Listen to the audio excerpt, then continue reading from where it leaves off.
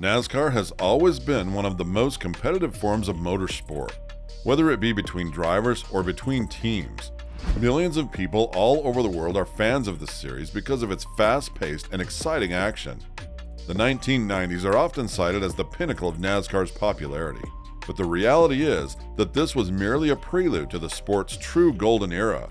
Since 2001, when more TV deals were tailored to a nationwide audience, viewership has increased annually. By 2005, NASCAR had nearly 10 million weekly home viewers, marking a golden era for the sport. Our golden age is when you leave a like and subscribe for more videos like this. Despite this, changes were on the horizon, and 2006 marked the end of an era, as NBC, following an ugly split, did not return and was replaced by ESPN. Fox, however, re-upped for the new contract beginning in 2007. The Bud Shootout and the Daytona 500 were two of the most exciting races of the 2006 season.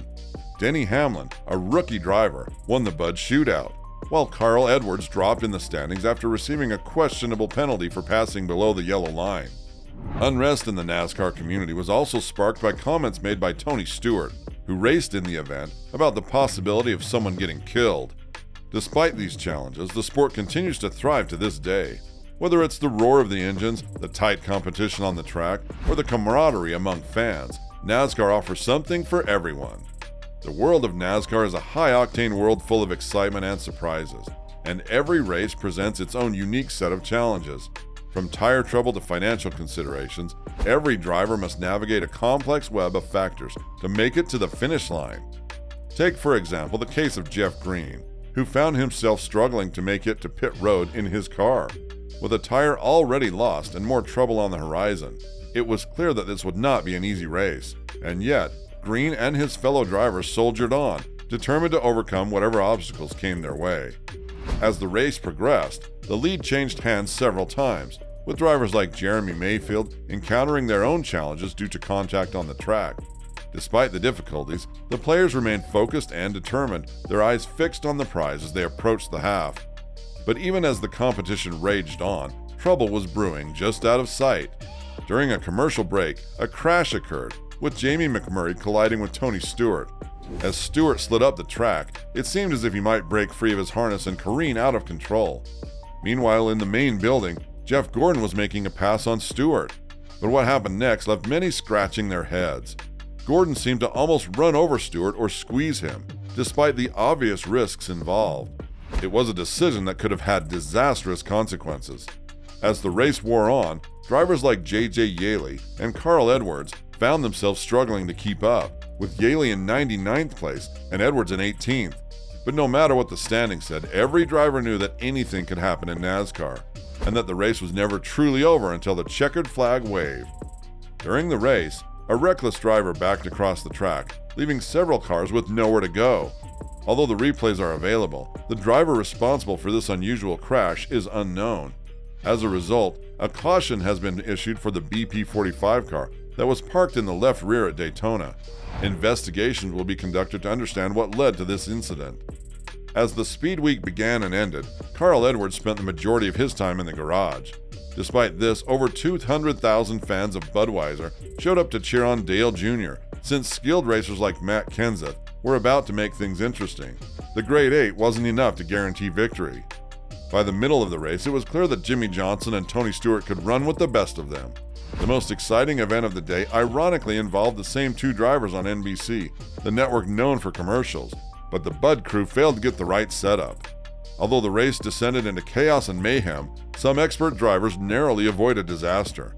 While Mike Wallace and Dale Jarrett raced by in their car, it was possible to see Bobby Labonte frantically moving around inside the building. In spite of the inherent dangers of the race, some drivers voiced concern for the well-being of their fellow participants. Due to the dangerous driving in Dayton and Talladega, one motorist even predicted that they would perish as a result. Therefore, Matt Kenseth, 17, and Tony Stewart, 20, were told by NASCAR Race Control to brake and move the camera. Kenseth had to pull out of the race after he wrecked the best car he'd ever driven and had to report to pit road. Despite these obstacles, a record-breaking number of over 70 racers kept going. Never before had there been more than 50 leaders with less than 50 laps to go in the Daytona 500. Since Jimmy Johnson's crew chief, Chad Canales, couldn't make it to the race, he had to go it alone. Johnson continued to perform to his usual high standards, even after being placed under the command of Chief Darian Grubb. Even though nearly 40 cars were penalized for stopping during the race, the 48 team wasn't the only one who found excitement in the pits. At one point in the race, Johnson's excessive right front locking raised some tire safety concerns. Flat spots in tires and vehicle shakiness are two potential outcomes of this kind of sliding, but the drivers continued on, warning pedestrians to take shelter in the grass. The 32 car wrecked with 25 laps to go, changing the course of the race dramatically and forcing a restart.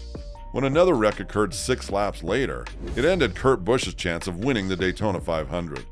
The top 14 finishers in the 25-mile race were offered the opportunity to run a shorter distance, but they declined.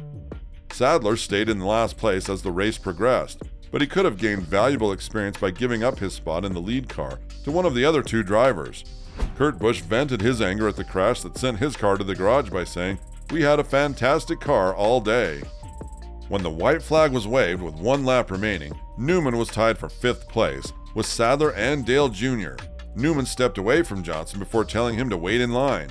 Johnson, on the other hand, wanted to be able to examine the 2 men who were standing behind him side by side in his mirror.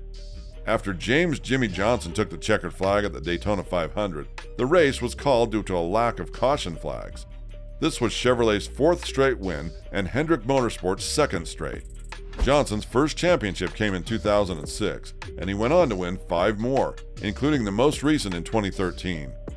Casey Mears cost a stir when he opted to help his future Hendrick teammate, Jimmy Johnson, instead of following Ryan Newman in a Dodge.